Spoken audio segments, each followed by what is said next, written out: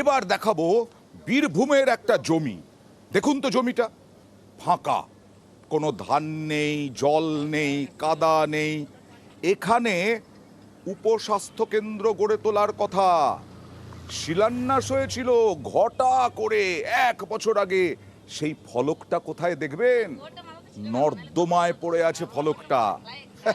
এখানে 1 বছর আগে ঘটা করে স্বাস্থ্যকেন্দ্র হবে বলে শিলান্যাস, আর সেই শিলা পড়ে আছে, ফলক পড়ে আছে ড্রেনে ড্রেনে। স্থানীয় বাসিন্দারা কি বলছেন দেখুন। স্বাস্থ্যকেন্দ্র হওয়ার জন্য ঘটা করে ব্যবহৃত বুঝলেন, কিন্তু এখন তো কিছু দেখতে পাচ্ছি না। এখানে একটা শিলান্যাস হয়েছিল, সিমেন্টের নাম লেখা ছিল, সেটা ছিল, তারপর তো শিলান্যাস দেখতে পাওয়া যায়। এখন কি অবস্থা রয়েছে? এখন ফাঁকা। আমি কথা বলবো প্রতিনিধি সুপ্রতিমের সঙ্গে। সুপ্রতিম, ঘটা করে শিলান্যাস, কারা উপস্থিত ছিলেন 1 বছর আগে?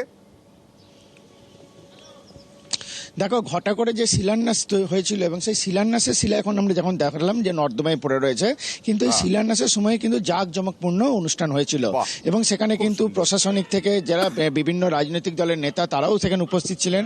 এবং তারপরে কি হলো, 1 বছর হয়ে গেল কিন্তু সেই শিলান্যাসই সার হলো, সেই শিলা পড়ে রইল নর্দমাতে। আর কোনো উপস্বাস্থ্য কেন্দ্র কথা ছিল কতদিনের মধ্যে শিলান্যাসে তো লেখা থাকে, কতদিনের মধ্যে মানে ফলকে লেখা থাকে?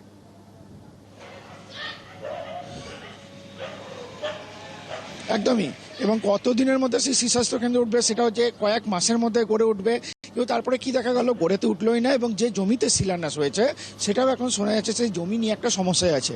আদৌ ওখানে উপস্বাস্থ্য কেন্দ্র গড়ে উঠবে কিনা সেটা নিয়েও একটা কথাই। তবে যেটা আমরা জানতে পেরেছি প্রশাসন সূত্রে, যে একটা আলাদা জমি দেখা হচ্ছে এবং সেখানেই সুস্বাস্থ্য কেন্দ্র গড়ে উঠবে, কিন্তু কবে গড়ে উঠবে সেটা কিন্তু কেউ জানে না। আলাদা জমি দেখা হচ্ছে, আলাদা জমি দেখা হচ্ছে, মানে তুমি যে ছবিটা পাঠিয়েছো সেই জমিতে হবে না? না, একদমই। তার কারণ হচ্ছে যেখানে শিলান্যাস হয়েছিল সেই জমি নিয়ে একটা সংকট আছে যেটা জানা গিয়েছে, এবং সেই কারণেই কিন্তু আলাদা একটা জমিতে সুস্বাস্থ্য কেন্দ্র গড়ে উঠবে এমনটা জানা যাচ্ছে। কিন্তু শিলা যেখানকার সেখানেই পড়েছে, তার কারণ এখন কি জমি দেখা হবে, তারপর আবার হলো একটা জায়গায় সেই জমি পড়ে আছে, আর সেই জমিতে নাকি কাদা ধান, সেই ধান কাটা হবে বলছেন পঞ্চায়েতের কর্মকর্তা, এবং তারপরে নাকি সুস্বাস্থ্য কেন্দ্র গড়ে তোলা হবে। অদ্ভুত ব্যাপার তো। দেখুন এখানে কি হবে? এখানে একটা স্বাস্থ্য কেন্দ্র হবে। 1 বছর তো হয়ে গেল। 1 বছর হয়ে গেল, তখন বৃষ্টির জন্য হয়নি। এখন এবার বৃষ্টি কমে গেছে, মাঠ পরিষ্কার হয়েছে, এবার শুরু হবে কাজ। এখানে তো লাগানো হয়েছিল সিমেন্ট। হ্যাঁ, সিমেন্টের ছিল, কিন্তু একটা এখানে বাড়ির বিয়ে ছিল, তখন অনুষ্ঠানের মধ্যে কেউ হয়তো ফেলেছে না কে ফেলেছে সেটা জানি না। সুপ্রতিম, প্রধান তো বলছেন এখানেই স্বাস্থ্য কেন্দ্র হবে।